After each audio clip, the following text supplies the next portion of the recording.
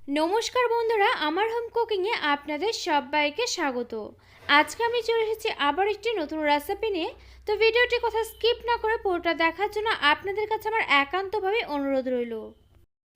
আজকে আমি আপনাদেরকে বানিয়ে দেখাচ্ছি মূলো শাকের দুর্দান্ত স্বাদের একটি নতুন রেসিপি। সে একঘেয়েমি মূলো শাক ভাজা বা ঘন্ট আর না খেয়ে এই রেসিপিটি একবার হলেও বাড়িতে এভাবে ট্রাই করুন। একেবারে ঘরোয়া পদ্ধতিতে ঘরে থাকা অল্প কিছু উপকরণ দিয়ে কিন্তু এই মূলো শাকটা এভাবে রান্না করা যায়। আর অবশ্যই করে কিন্তু এই পুরো ভিডিওটি আপনারা দেখে একবার হলেও এই রেসিপিটি বাড়িতে ট্রাই করে গরম গরম ভাতের সঙ্গে পরিবেশন করুন। আশা করছি মূলো শাকের সে একঘেয়েমি রান্না আর না করে বারবার চাইবেন আপনারা এই রান্নাটাই করে খেতে। তো রেসিপিটি বানানোর জন্য এখানে দেখুন আমি নিয়েছি বেগুন, আলু, রয়েছে এখানে কচি কচি মূলো শাক, আর রয়েছে এখানে একটি টমেটো। তো এখানে আমি প্রথমে দেখুন সবজিগুলোকে খুব ভালোভাবে কেটে নিয়ে তারপর ধুয়ে নিয়েছি। এরপর এখানে একটি কড়া বসিয়ে দিয়েছি। কড়াতে আমি দিয়ে দিচ্ছি এখানে 6 থেকে 7 কোয়া মতো রসুন। রসুনটাকে আমি শুকনো খোলাতে দেখুন এভাবে প্রথমে একটু 1.5 থেকে 2 মিনিট মতো নেড়েচেড়ে নিয়ে ভেজে নিচ্ছি। আর অবশ্যই করে কিন্তু এগুলো ভাজার সময় উনুনটা একেবারে লো ফ্লেমেতে রেখে একটু সময় নিয়ে নেড়েচেড়ে নিয়ে ভেজে নিতে হবে। রসুনগুলো 1.5 থেকে 2 মিনিট মতো ভেজে নেওয়া হয়ে গেলে এরপর আমি এর মধ্যে অ্যাড করে দিলাম এখানে 4টে কাঁচা লঙ্কা। কাঁচা লঙ্কাগুলো দিয়ে এখন এই রসুনের সঙ্গে কাঁচা লঙ্কাটাকে আবার আমি 1.5 থেকে 2 মিনিট মতো একটু নেড়েচেড়ে নিয়ে ভেজে নিলাম। এরপর আমি এর মধ্যে অ্যাড করে দিলাম এখানে হাফ চামচ পরিমাণ কালো জিরে। কালো জিরেটা দিয়ে অতিরিক্ত সময় ধরে কিন্তু ভেজে নেওয়ার কোনো প্রয়োজন নেই। এভাবে কিন্তু একটু সময় নেড়েচেড়ে নিয়ে এটাকে প্লেটের মধ্যে নামিয়ে নিতে হবে। এরপর আমি দেখুন এখানে নিয়েছি ছোট মাছ। আপনারা চাইলে কিন্তু যে কোনো ছোট মাছ দিয়ে রান্নাটা করে নিতে পারেন, যেমন পুঁটি মাছ, বরলি মাছ, চাপিলা মাছ, যে কোনো মাছ দিয়ে কিন্তু করে নিতে পারেন। মাছগুলোকে ম্যারিনেট করার জন্য প্রথমে দিয়ে দিলাম নুন, এরপর দিয়ে দিলাম হলুদ গুঁড়ো। এখন মাছগুলোকে খুব ভালোভাবে একটু ম্যারিনেট করে নিচ্ছি। মাছগুলো এখানে ম্যারিনেট করে নেওয়া হয়ে গেলে এরপর দেখুন এখানে একটি কড়া বসিয়ে দিয়েছি। কড়াতে আমি দিয়ে দিয়েছি এখানে পরিমাণ মতো সর্ষের তেল। তেলটাকে এখানে খুব ভালোভাবে আমি গরম করে নিয়েছি। এরপর আমি এর মধ্যে দিয়ে দিচ্ছি এখানে একে একে মাছগুলোকে। এখন এই মাছগুলোকে আমি একটা পাশ খুব ভালোভাবে একটু লাল লাল করে ভেজে নিচ্ছি। মাছগুলো এখানে একটা পাশ ভেজে নেওয়া হয়ে গেলে এগুলোকে আমি উল্টে পাল্টে নিয়ে একইভাবে আমি অপর পাশটাকেও খুব ভালোভাবে ভেজে নিলাম। খুব সুন্দরভাবে যখন মাছগুলো এরকমভাবে লাল লাল করে ভেজে নেওয়া হয়ে যাবে তখন এই মাছগুলোকে একটি প্লেটের মধ্যে তুলে রাখলাম। এরপর আমি এ কড়াতে আবারও কিছুটা পরিমাণ তেল এখানে অ্যাড করে দিয়ে ফোড়নে আমি প্রথমে দিয়ে দিচ্ছি এখানে গোটা জিরে। এরপর আমি দুটো শুকনো লঙ্কা দেখুন মাঝখান থেকে একটু চিড়ে এর মধ্যে দিয়ে দিলাম। এখন এই ফোড়নটাকে আমি নেড়েচেড়ে নিয়ে খুব ভালোভাবে একটু ভেজে নিচ্ছি। ফোড়নটা যখন খুব সুন্দরভাবে ভাজা হয়ে যাবে তখন এর মধ্যে আমি দিয়ে দিলাম এখানে 2-3টে ছোটো সাইজের পেঁয়াজ কুচি।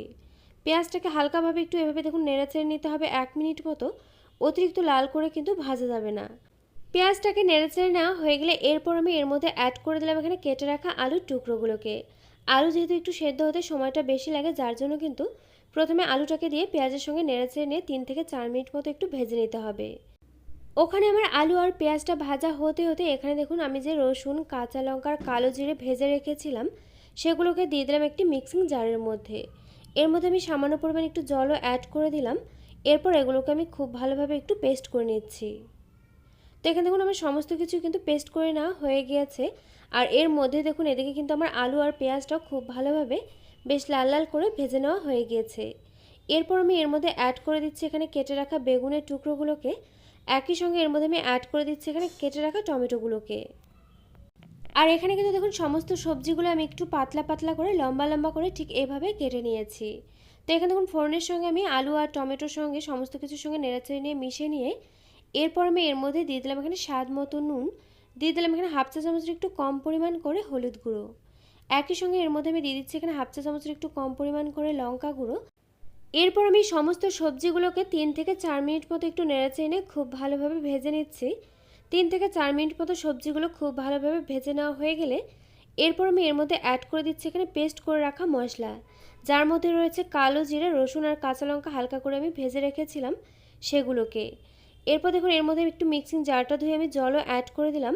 এখন এগুলোকে আমি আবারও 2 থেকে 3 মিনিট মতো উনুনটা হাই ফ্লেমেতে রেখে একটু নেড়েচেড়ে নিয়ে এগুলোকে কষিয়ে নিচ্ছি। 2 থেকে 3 মিনিট মতো দেখুন কষিয়ে নেওয়ার পর কিন্তু এখানে কিন্তু জলটা একেবারে শুকিয়ে এসছে আর খুব সুন্দর কিন্তু একটা গন্ধ বেরোতে শুরু করেছে। এরপর আমি এর মধ্যে অ্যাড করে দিলাম এখানে কেটে রাখা মূলো শাকগুলোকে।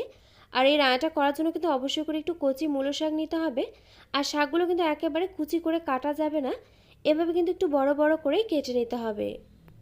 মূলো শাকগুলো দিয়ে এগুলোকে আমি আবারও নেড়েচেড়ে নিয়ে এভাবে একটু কষিয়ে নিচ্ছি 2 থেকে 3 মিনিট মতো। আর অবশ্যই করে কিন্তু উনুন আঁচটা হাই ফ্লেমেতে রাখতে হবে, যেহেতু মূলো শাক থেকে কিন্তু অনেকটাই জল ছেড়ে দেয়। 2 থেকে 3 মিনিট মতো কষিয়ে নেওয়া হয়ে গিয়েছে। এরপর আমি এর মধ্যে অ্যাড করে দিচ্ছি এখানে পরিমাণ মতো জল। জল দিয়ে একটু খুব ভালোভাবে নেড়েচেড়ে নিয়ে ঝোলটাকে আমি ফুটিয়ে নিয়েছি। এরপর এর মধ্যে অ্যাড করে দিতে হবে এখানে ভেজে রাখা মাছগুলোকে। মাছগুলোকে দিয়ে খুব ভালোভাবে আবার একটু নেড়েচেড়ে নিয়ে সমস্ত কিছুর সঙ্গে মিশিয়ে নিতে হবে। এরপর উনুনের আঁচটা মিডিয়াম টু লো ফ্লেমেতে রেখে ঢাকা চাপা দিয়ে এভাবে রান্নাটা হতে দিতে হবে 5 থেকে 6 মিনিট মতো।